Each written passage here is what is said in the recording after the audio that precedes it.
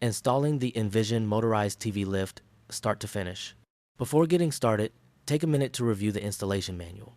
You'll also find the remote control pairing instructions there. Then, lay out all of the included parts and hardware. Start with the tall plate with the row of holes. That's the carriage, and it's what your TV rides on. Sit it on top of the lift column and lock it down with 4M 6x12 bolts using the small 4mm hex key.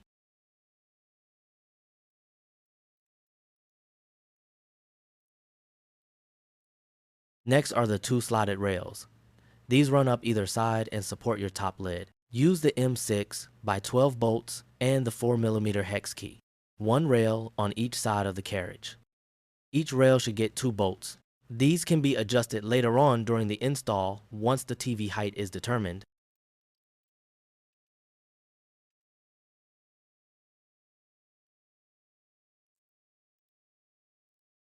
Then, place the crossbar on top of the rails, align the holes on the rails with the crossbar rails, and use the M6x12 screws. Tighten the screws using the 4mm hex key.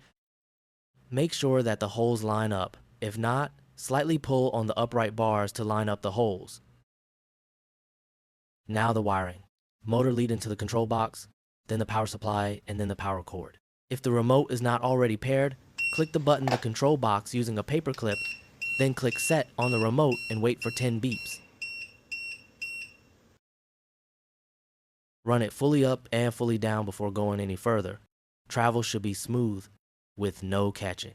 The 4 holes can be used to screw the mount into a cabinet or on a wall. The motorized lift comes with overheat protection, and it only meant to go up and down once every 20 to 30 minutes. Keep this in mind when testing the unit. The measurement from the base of the TV lift to the lowest mounting plate screw hole is 16/1/4. This is important to remember. When attaching the arms to the back of the TV, lay the TV face down on a padded surface. Align the mounting arms to the VESA holes on the back of the TV. This 55 TV's VESA pattern allowed us to mount the arms while leaving space to move the arms up or down if needed. Choose the proper screws for your TV with the included screw bag. Use a washer and any spacers if needed. We recommend using a handheld screwdriver for this step. You never want to over-tighten the screws. Then, hook on the back plate to the hooks and untighten the security screws on the back plate. Once that is done, measure the distance between the bottom of the back plate to the bottom of the TV. In this case, our measurement was 11 inches. Knowing that the previous measurement of 16¼ inches, we needed to adjust the mounting arm. One thing to keep in mind when mounting any TV. To raise the TV, you want to lower the position of the mounting arms. To lower the TV, you want to raise the position of the mounting arms. In this case, we needed to raise the mounting arms, so our measurement was as close to 16¼ inches as possible. We raised the arms to the highest possible point, laid down the back plate, and measured again. In this instance, the bottom screw holes were 14 inches from the bottom of the TV. This confirmed that the TV will be 2 inches above the top of the base of the lift. Take the back plate off of the mounting arms and install it directly on the lift at the lowest possible position. Keep in mind, if you were installing a larger TV, your measurements will be different, and most likely the back plate will need to be installed much higher. Use the included M10X20 screws and attach the back plate to the lift.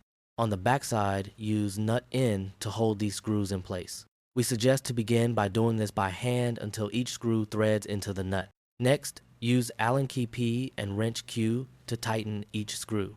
Make sure these are completely tightened. Before mounting the TV onto the lift, make sure that the lift is in its lowest position. If you are going to mount this lift in a cabinet, we recommend completing these steps. This will make it much easier to measure and get the appropriate height of the TV. When mounting the TV onto the back plate, make sure that the TV is centered properly. If the crossbar is sitting too high for your TV, unscrew the 2 rail screws on each side using the 4mm hex key, move the rails slightly down, and rescrew them back into place.